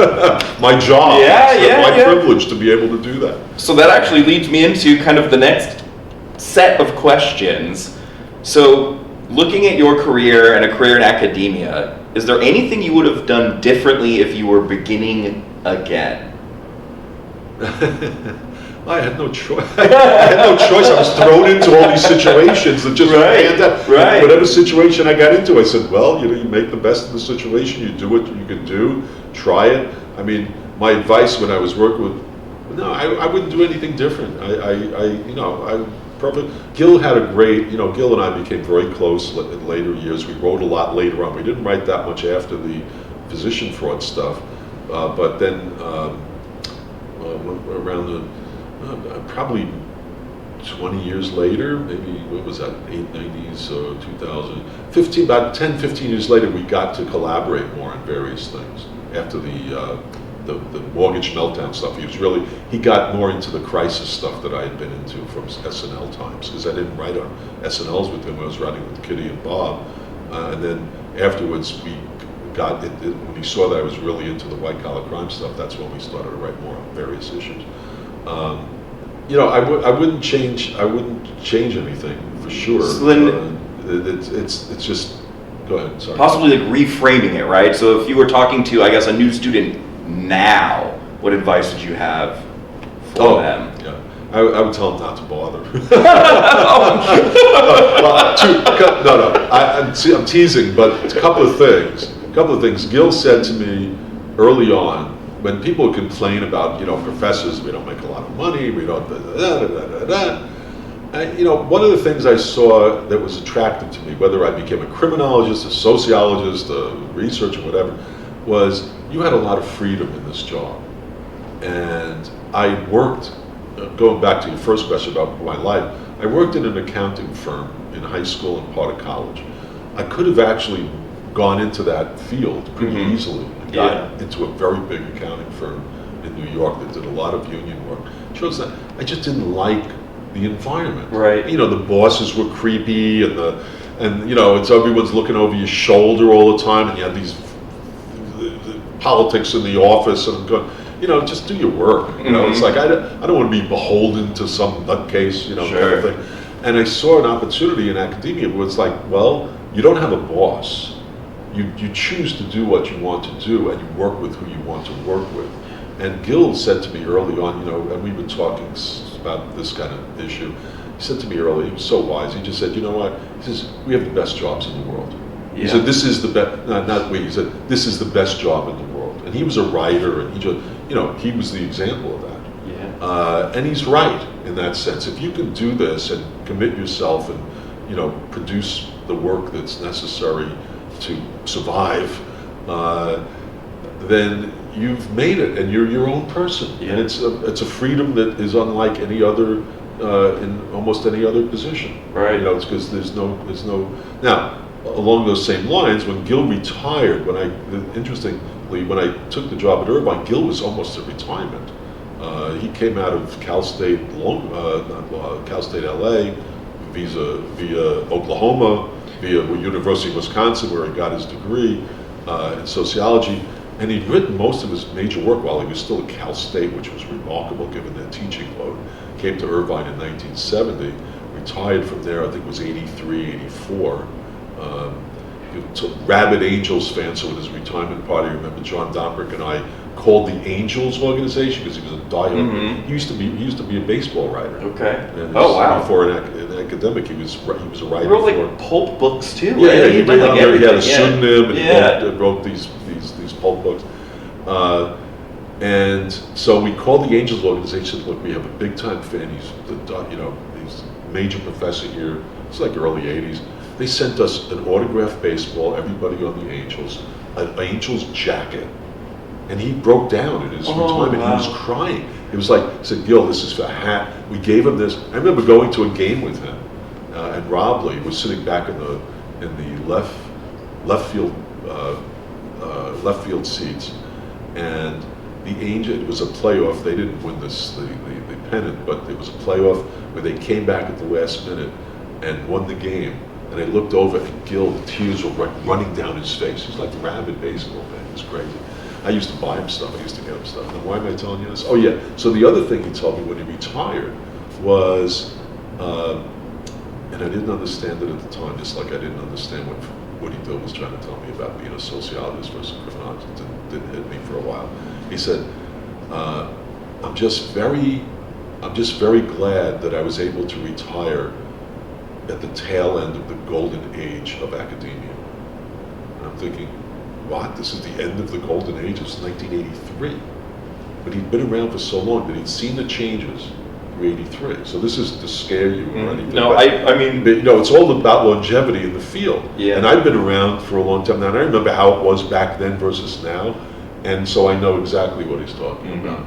Because now, and everybody deals with this, the bureaucracy, the corporatization, it's not the freedom, is everything is different, and it's not bad. It's not bad that it's changing. It's just some of the things that were, and I'm not saying let's bring back the bad things. No, sure. Don't bring back the bad things, but recall also that there was a lot more academic freedom for professors in terms of what they could write, say, do, etc. Now there's so much bureaucratization and libel, the liability issues, etc. So I didn't get it, but he just felt with all the increasing bureaucratization that we were becoming more like employees. And I'm not naming any names, but or places, but we all know that some places do treat us more as employees. And we didn't get into this field, at least I didn't, Gil did, to become employees. Right. Because I could have done that being an Anywhere accountant. else and made more money. Right, exactly, made a lot more money. So my colleague, our friend Diego Vigil, Yes. very famous anthropologist, one of the top gang people in the world, now retired, said to me once, he had a great line, something to the effect of, when you enter this profession, you take a vow of poverty.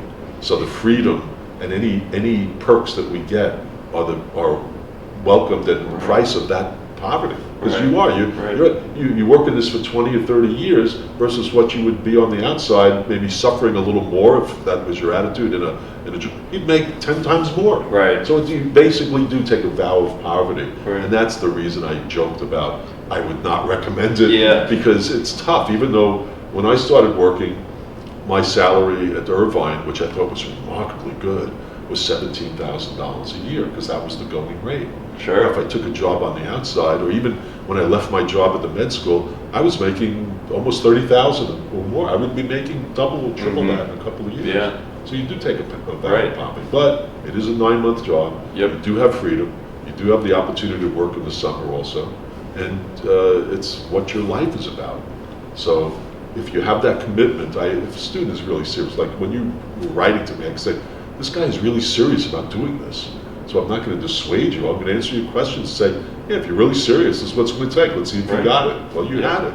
And that's what it takes. It takes that passion, that determination that you don't care so much about the material things. You want to have a good life. You find it interesting. You want to be around education, etc. So that's that's what it's about. I wouldn't change it. I would, I'm very happy with my career. I could be, and I'm sure most criminologists and professors, except maybe in business and law schools, I make a lot of money. Engineers, but I wouldn't trade it for making more money. That's what it wasn't about. That I wasn't into that. No. I'm perfectly fine. So taking our kind of last question, our last step here, what are your general thoughts on the state of the field? So, not necessarily academia, I guess, but criminology, yeah. Is there any areas, or are there any areas that are being ignored that should be studied that aren't, or are there patterns and themes that are up and coming that you enjoy? Well, written on this a little bit, just in general terms about the profession. And one of the things, it's clear because it's an applied field, there's always going to be a direct tie, or a major influence, if you will, to funding sources and political kind of ideology. And so, and I'm getting back and forth between my sociology and my criminology identity. So the field is defined, it's always going to be defined in a large degree, and the growth of the field and the subjects of the field, and it's always going to be defined somewhat, but going to be defined by what the political realities are about crime and punishment. Right. So, if rehabilitation, the system, you go back and forth between rehabilitation and punishment issues and incarceration issues. Those areas will be hot for a number of years, attract more money, attract more students, and they'll get more play. And that's how lots of fields are built that way. So, but in a larger sense, I think there's always room to be more, I don't know, and I don't want to say scientific, because scientific techniques are applied to all of these problems, which are great, and there's quality research being done, et cetera, et cetera. But I think the field has a chance to broaden itself more philosophically. Okay. And that's always been my attitude when I look at something and say, well, that's the way the research was done. But you know what? If you give this a different look, you can also bring in other theoretical elements that will, maybe contrast or critique some of those other things. So I think there's a lot more room. And when you compare American criminology, especially with European criminology or Asian criminology, you see the ideological differences there. Yes. They're not as tied to these funding, kinds of regimes that will push the agendas of their profession. Right. And so, in Europe, it's much more critical than what we have here. I remember when I think it was Austin Turk was the first conflict criminologist It was, I think it was Austin. Yeah, it was. And even in sociology in the United States, Louis Koser, who wrote the book, The Functions of Social Conflict, he was the first conflict theorist that they had. But that, in Europe, they had presidents years before. Marxists, and, so I think there's room, there's a lot of room in criminology, and this is something that I think is appreciated even by people who do mainstream stuff and do the funding stuff. They appreciate the fact that there's room for this, but they don't consider it part of the, the major flow of the work, because there's a quest to become, on a higher plane with economics and law to show that you're a real scientist. Right. And, that quest could be going on for a long time, and whether it's ever going to be reached, well, let me give you an example. So my feeling is that criminology is left out of a lot of public policy discussions, and maybe that's what it's striving to do that. Now, it's getting into some of the practical aspects of criminal justice, etc. But in terms of, if you turn on a TV or look at the news, once in a while you're going to see a quote or an interview with a criminologist, and it's big time if that happens. That happens a lot more, and if you watch, everybody watches the news, or a lot of people watch the news. Who do they have on? Historians, right, economists, legal experts. Where's the criminology in this public discussion? Yeah. That's part of the problem. My parents know Neil deGrasse Tyson, right? An astrophysicist. Right. They should know, right, at least a criminologist. Right. So what we need to be doing is becoming more activist in terms of our research and our agenda, but not just going out to critique everything, but becoming more oriented towards the problems that exist rather than the problems that we intend to study, because that's where criminology is. Criminology needs to move, and it means, so, when I had an opportunity to testify in front of Congress for the savings and loan research, that was huge. Maybe they were talking to us, they were talking to economists, lawyers, and what do the criminologists have to say? That's where we have to go. We have to, so it's not everybody has to be newsmaking all the time, but we have to go into that space, into that public space more, and that's going to build up the profession just as much as these funded studies are doing, which are fine, but we need to move more in terms of that public space. So, I testified in front of the Financial Crime and Crisis Inquiry Commission. I did other testimony. In other words, if someone calls me, I'll go, yeah, I'll throw down everything to write up 10 pages that you need for written testimony and present it to you, and I'll do the best I can to inform a policy. Because without that, we're always going to be left out. Yeah. I mean, look at what's going on now and in the past. I mean, I got called in a lot on the Enron stuff. Who could they go to? But then the embarrassing thing was, there was only 3 of us studying it. There were 1,000 criminologists, and it's like, oh gosh, here they come again. Here's the 3. And Bill Black, who I did mention, who was one of the very famous graduate student of ours, who Kitty and I met during so it was Bill and myself and, I don't know, Kitty and Bob, and that's it. Yeah. So, that's the problem. It shouldn't just be us. It should be a whole range of people, and it shouldn't be, let's check on what these crazy criminologists want to say, because we'll always go to the economists and the other one. So we're going to wait 30 years. Is that ever going to happen? We need to put ourselves in those spaces so people can say, yeah, they have something important to offer here, and maybe Bill Black, I had, going back to that point, Bill wrote an incredible piece for the Criminologist years ago. And I go back and look at it once in a while because I helped him write it, but he did the work. I mean, I just helped him edit it. When I was vice president of ASC, I was also in charge of the Criminologist. Unfortunately, I got to get some good articles in there. But Bill wanted to write something. And the name of his article was, Why Doesn't the SEC Have a Chief Criminologist? And no one was considering any of this stuff back then. It was like people read. So the argument was they have a chief legal counsel, they got a chief economist. It's about regulation and what we've done in terms of looking at how regulatory environments affect endemic fraud. Where the hell are the criminologists? Why do we have a chief criminologist? Because these guys don't talk that talk. They're doing something else, and they miss these fraud-inducing types of points that we would be able to inform. And part of and then he responded, why don't we have one? And he talked about the biases, et cetera, but he also said, who are we training to do this? Yeah. So it's like, we got 3 of us, that's it, if they were even going to go in that direction. We need to get chief criminologists on all kinds of things, and especially, being a white-collar crime criminologist, it's always fun to talk about the fact that I think almost every criminologist who's, studies this area or studies every criminologist would agree, I think, that what criminology studies, for all of the good it does for society, is still not the major losses, forms, physical and fiscal, of crime. Mm-hmm. And so when we talk about, the crime problem, this and that, we're not talking about corporate, we're not talking about white collar people, that's the other crime. Right.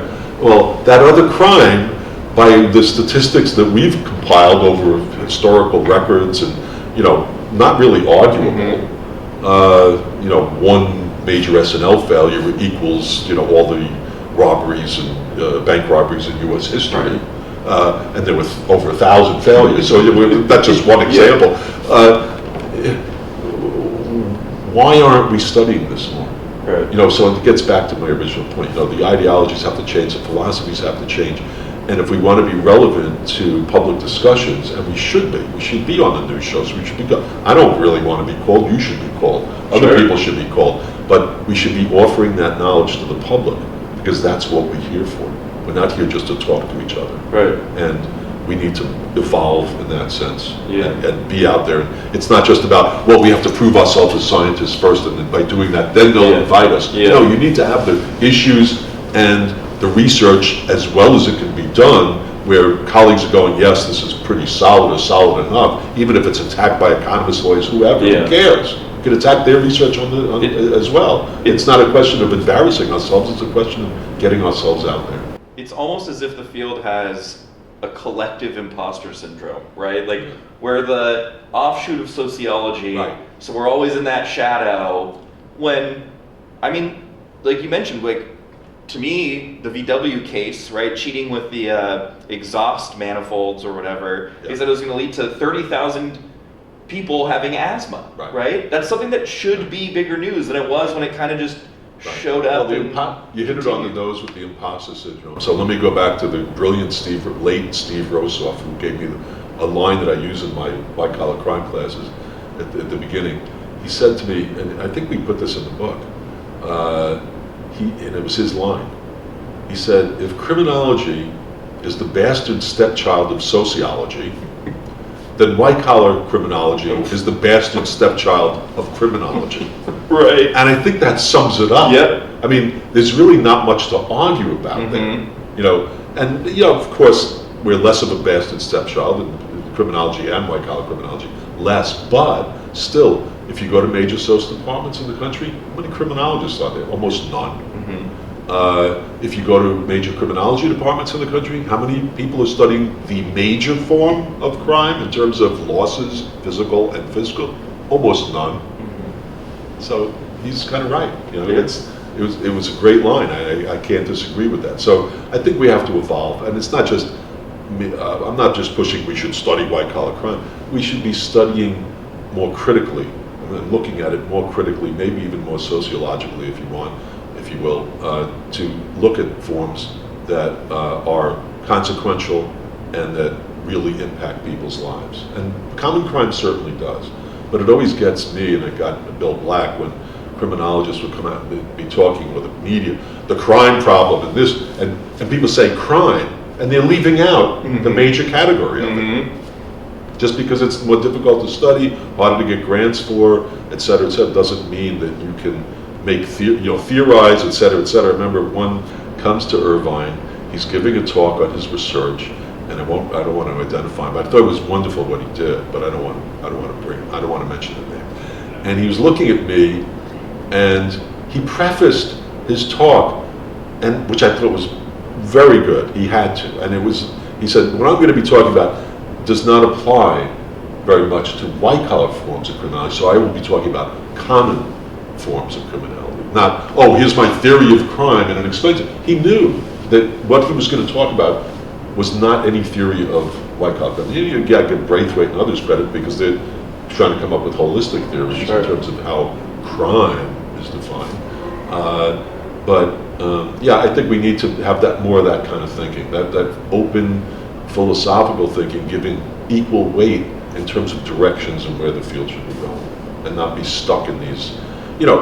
Being in those places is fine, but that can't dominate forever.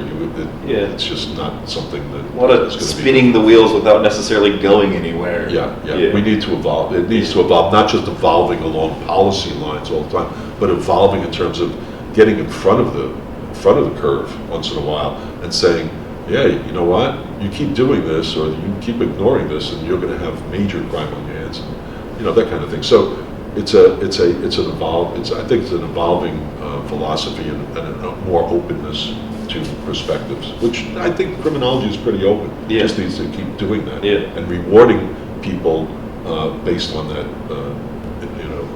innovative kind of work. Definitely. So wrapping up, is there anything that you believe should be included in this? Is there anything we've left out? I have another 50 stories I can tell. Maybe one concluding one? I think I got most of them in. Sure. No, it's been a great journey, and I hope it keeps continuing. I want to follow in my, I had a lot of great mentors, a lot of great students. That was the opportunity here, and I just hope I can contribute as much as I can before I fully devote myself to my grandchildren, which is, the joy of my life now. So I've been rewarded with that. So, no, I think we covered everything. I appreciate the opportunity. If I think of anything, I'll send a couple of videos. Perfect. Well, thank you. Thank you very much, Adam. Pleasure. Thank you very much for doing this.